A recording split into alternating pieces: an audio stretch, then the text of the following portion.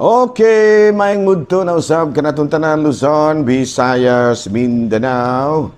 Mayong mudto Philippines, maing mudto world, maing mudto universe. Sana na punta mga higala, dinig atong tulumanon sa kahanginan, CONA, Catechesis on Air.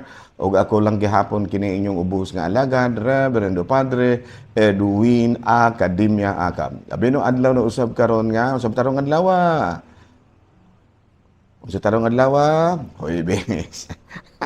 Huwebes taron mga higala. Sa tarong pitsaha, Setyembre 28, no? Karon di ay ang fiesta sa ato ang pinakauna nga Pilipinong Santos. Kisa ngalan San Lorenzo Ruiz de Manila. No, so na no. So karong adlaw ato nga gihinumduman, gipasidunggan og gipangayuan sa iyahang pangama ang ato ang pinakaunang Pinoy nga santo nga mao si San Lorenzo Ruiz de Manila. Unya ato paday nga timbayaon og maymod to ang tanan nato mga kaparian, Lukob, Kabisayan ug Mindanao nga maabot karon sa ato ang pagsibya. Labi na gayud ang ato ang mga nagsunod tining atong Facebook, no, nga atong mga followers sa Facebook. Kumusta na, no? Nanginaot ko nga okay, nang natagaan mong may lawas sa Ginoo o gimanusab layo kayo sa ginatawag na itong dinagkong problema. Hindi mo mawala ng mga problema mga higala. Kaya kung wala na kayo problema, napuruhan kung walay thrilling ang kinabuhi. Mas may nang doon nagigamayng problema ang ginagmay. Pero pangayoon lagi nato sa Ginoo nga kanang makaya rapod. Kung ang problema nga dili makaya, di gina problema. Imo na lang nang dawaton. Imo na lamang nang dawaton nga ingon na ginaana. Pero kung problema nga ihatag sa Ginoo, no, labi na gayud kabahin sa pagbuhat og mayo tabangan dagit ka, no, klaro. So karong adlaw atong gihinumduman lain na pong patron sa Katolikong simbahan si Senyor San Lorenzo Ruiz, pero ato narong batbato ng iyang kinabuhi. Pino ari kita manghigala sa ato ang CBCP News, balitang simbahan ni ining kamuntuhon. Human nga na-acquitted, no, napawalang bisa, napawalang sala sa mga kasong sedisyon sila si Padre Flavio Villamor, no, SVD, ug Father Albert Alejo, SJ, nadasig pagyud sila, no, silang duha nga mga pari nga ilang ipadayon ang ilahang pagpangita sa hustisya sa mga nahimong biktima sa war on drugs ni Presidente Duterte kaniadto. Mahinumduman nga kini silang duha ka mga pari giakusa, no, giakusa kini sila sa sala nga sedisyon o kining gitawag nato sa in English og rebellion, no, aron nga pagka nabitang dasigo nimo ang mga tao ba nga musukol sa gobyerno man sedisyon. Unya matud pa na acquitted kini siya sa Regional Trial Court sa Quezon City nga duman tungod kay kulang sa ebidensya. Okay. So, laing balita, mga higala, balita gikan sa Vatican, sunod nga environmental document nga ipagawas ni Pope Francis agi og follow-up sa nahauna nga dokumento nga Laudato Si, no? Ang sunod, ang ikaduha nga environmental document, pagatawgon og Laudato Deum. Laudato Deum. So, nang Laudato Deum. Laudato meaning praise, Deum meaning the Lord. No, sa ato pa ang sunod nga environmental document nga ipagawas mao ang tagitaytulan kini og Laudato Deum usa kana kalinatin nga pinulungan nga kung imong i-translate sa in English gitawag kana og praise the Lord. Laudato Deum, meaning ang spelling ana Laudato Deum. Laudato. Ayan, wala bang Laudato Si ba? Laudato Deum. So, ikuan kani, i-issue kani, or ipagawas kini karong moabot Oktubre 4, atol sa kapistahan ni San Francisco de Assis, ang patron usab sa environment protection. Okay? Nahala, no? Padayon ta, mga higala, sa atuang mga buhaton ni ining kamuntuhon. Benong ari kita, mga higala, sa atuang wala ra tay joke mga higala, basta sa radyo wala ko joke, pero sa sa TV wala ra ko joke, no, pero sa kining sa radyo, sa audio nato ra ana ko mga joke. Okay, klaro. So dire sa wala serious serious physical injury ta. diri sa TV, no, seryoso walay joke. Okay, no? Dili mo makakita ni nung pulding diri sa TV. Makadungog ra mo ni nung pulding sa radyo og si Mr. Cheng. Okay.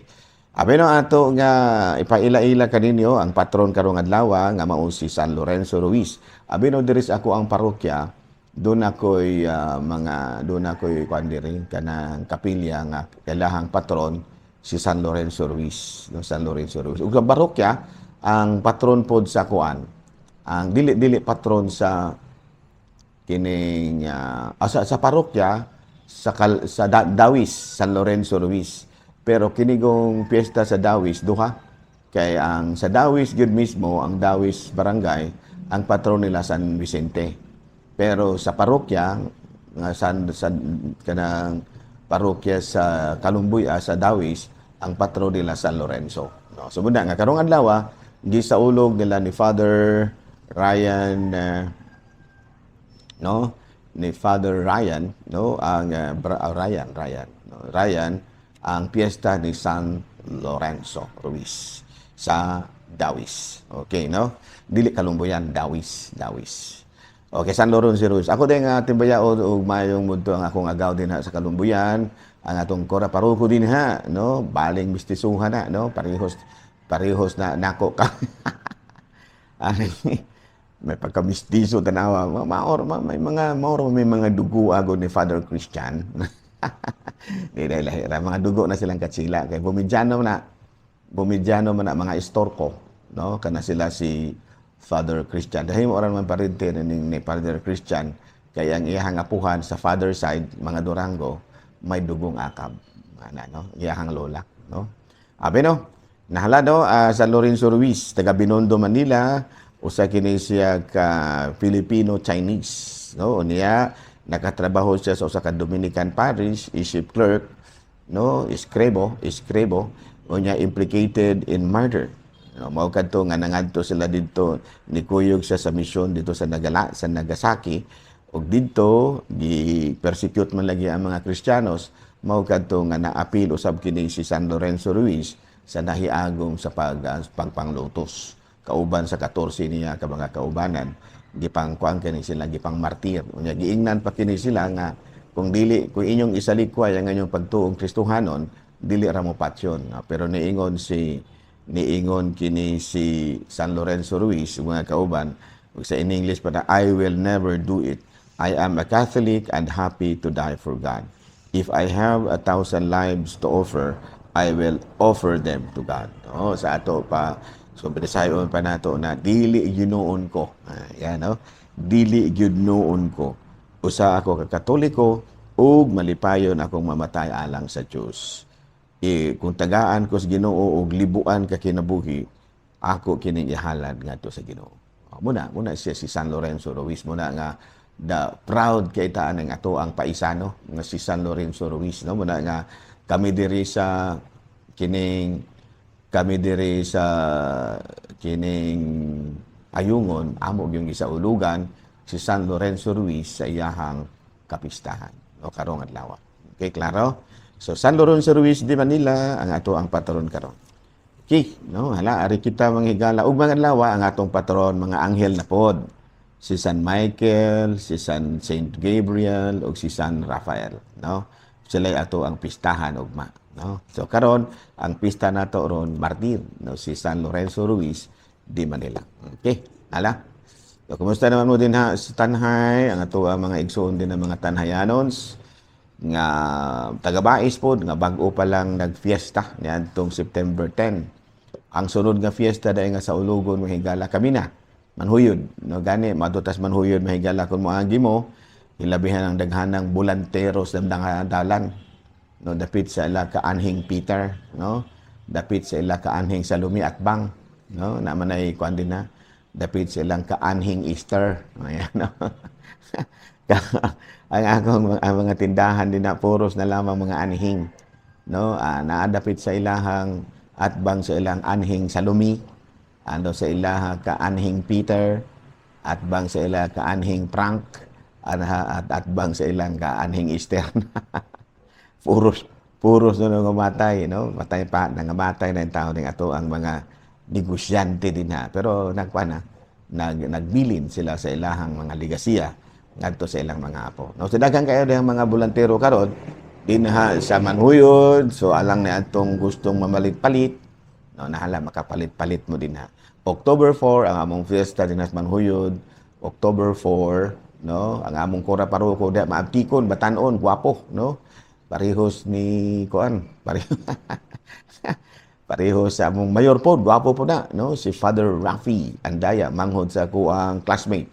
Akong classmate nga si si Brother Riolito Andaya, no, ako ng mga paisano, mga classmate na, no, mga classmate nato na anak ni Anihing Aurelio ug Jana Andaya, no, karon ang among mayor din. Mabtikon sa si Mayor Rafi Andaya, manghod sa ako ang classmate si Mr. Riolito Andaya. No, daghan sila mga gwapo na Archer, si Rodilio, mga gwapo na, mga gwapong tao na sila, mga dugo mo na insi, mga si Andaya. Nahala no, padayon ta mga galas sa ato nga mga buhatonon ining kamudtuhon. Okay, ari kita sa atong katekism. Brother, chaman. Kining doon na ba tayo teachings regarding prenuptial agreement prior to getting married? Bueno, sa Code of Canon Law, no, 1102, ginadili ka na. Kanang doon na ba mga prenuptial agreement. Pero, doon ay mga exceptions yan. Doon ay mga exceptions. Labi na, kung mga balos, puros ba mga balo ba? Balo ang lalaki, balo po ang babae, doon na sila mga anak. Pwede sila nga doon na sila mga prenuptial agreement. Kana bitaw sa wala pa sila kasla, may sa labutan na silang daan kabahin sa ilahang mga kabtangan. No nga, maminyo ko nimo, pero ang akong kabtangan, dili makapanunod ang imong mga anak. Ana ba? Panalitan, balo nga lalaki, dakong kayutaan. Ang mga anak sa iyahang balo nga asawa, dili makapanunod sa ako ang kanang kabtangan. Maupod sa pikas. So manay, daan magipirmahan para dili magkagubot ba? Doon na mo'y prenuptial agreement. Pero in an ordinary situation, dili gid pwede nang doon na mo'y prenuptial agreement.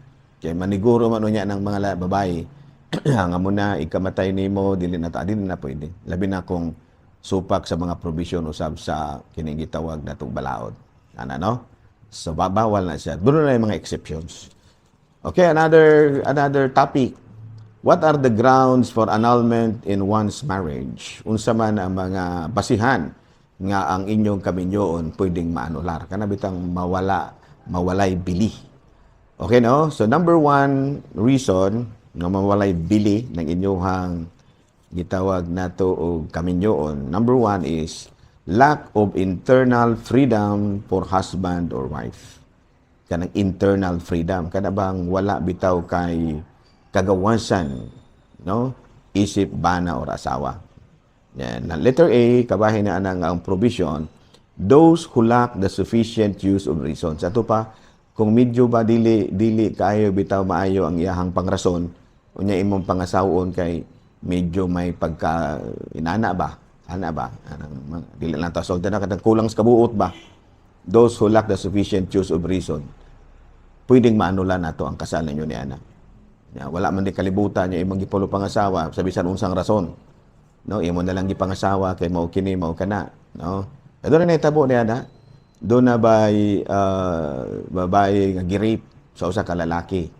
O niya do nay abogado nga niingon nga pero ang babae nga girip sa usa ka lalaki medyo do nay dili maayo og kabuot. Kulang sa kabuot ba? O ano? So niingon ang abogado nga pangasawa na lang na aron dili ka mapriso. So gipangasawa. Pero usa to sa ground nga pwedeng maanular ang ilang kaminyoon. Ngano man tungod kay lack the capacity, lack the sufficient use of reason. Number two, those who suffer from a grave defects of discretion or judgment, concerning the essential rights and duties mutually to be handed over and accepted. No, that is according to Canon 1095. Those who suffer from a grave defects of discretion. Katong yapong kulang yapos kabuot ba nga dili makadesisyon kung siya ra. Kaya unsa man kining discretion, the freedom to decide what should be done in a particular situation. Kana bang dili maka wala ba siya by gitawag na to common sense, dili maka kuano nya mo na imong gipangasawa o imong pamana, may puruhan nga sa umalabot nga mga adlaw atong madeklara ang inyo, ang pwedeng madeklara ang inyong kaminyoon nga walay bili. Ana, no? Those who are not able to assume the essential obligations of marriage for causes of psychic nature. Ayan, no? Katubitang medyo, kining kalagbitan, kulang sa kabuot lagi. Internal freedom. No? Kanang kulang sa kabuot ba niya, dili siya makahimo paghimo na dili sa magkahimo sa buluhaton nga kinahanglan gyud sa kaminyoon, no? And the causes is psychic nature. Butabot panguna-una kanang mga kaminyoon nga ingon ni ana pwede nato mawalay bili sa pipila ka tuig nilang panag-ipon. Grounds for annulment na siya, no? Klaro? Number 2, force or grave fear imposed within and without. No, sa ato pa kanang imo bang gihadlok. Imong gihadlok ba nga makigminyo na lamang nimo kay kun dili, no, dunay daotang mahitabo nimo. Pwede sa dang maanular nato. Ano? Number 3, deliberate deceit about some personal quality that can objectively and gravely perturb conjugal life, no? Ngilngi kay mga termino mahala, no? Objective and gravely perturb corporal life. Nga sa ato, baka nabitang nakabalo na kang daan nga di ka kaanak, o niya nagminyo ra gyud gahapon ka. Pagkahuman, wala gyud mo kaanak. O niya makabalo ang imong asawa nga nakabalo na kang daan. May puruhan nga pwede niyang ipaanula. Unsa man ang gipasabot natong anula? Sa sinugdan pa lang daan, walay kasal nga nahitabo. Muna gitawag og annulment. No, kay kanang annulment dili man na parehas og divorce. Kanang divorce nakasal gyud mo. Unya, human nga nakasal, pwede mong bulagon. Kanang annulment sa adlaw palangdaan sa inyong kasal, bisan tuod ko ni atubang mong pare, naghatag mo sa inyong aido o yun ako dawaton ko ingon ni ana. Actually walay kasal nga nahitabo. Tungod sa number 1 reason, lack of internal freedom for the husband and wife. Lack of sufficient use of reason and suffer from a grave defects of discretion, of judgment. No, dos niya matud pa diri, force or grave fear is imposed within and without. Niya deliberate deceit about some personal quality that can objectively and gravely perturb conjugal life. Ingon ni ana, so walay kasal nga nahitabo. Bisan pa kung nag-atubang mo ni Father Akab, nga niingon mo sa pagpangutanan ni Father Akab, dawaton ba nimo nga miingon tong imuhang gipangasawa nga walay buot. Oh, Padre, nga puti pasabot siguro niya unsa dagway na, no? Imo uyon ka ba nga mahimo ng asawa? Oh, Padre, pero mapamatudan gani sa korte nga doon na siya unsa maning doon na siya gitawag na to insufficient use of reason, no? Pwede nato nang maano lang. So sa ano lang ideklara nga sa sinugdan walay kasal nga nahitabo. Okay? Okay na. Abi no din na lang ko nakita ko tong Gawix ako ang paryente din na sa Kalumbuyan, no? Ako ang Gawix. Unsa na ako ka Gawix tuwa na ron sa kining sa Canada, no? Sa tong lugaran ni agaw Onyx, no? Onisimo, no? Tuwa na siya sa karon sa Canada. So Winnipeg, Canada, perting tugnawa mahigala. Okay? Daghang salamat og maayong mudto Pilipinas.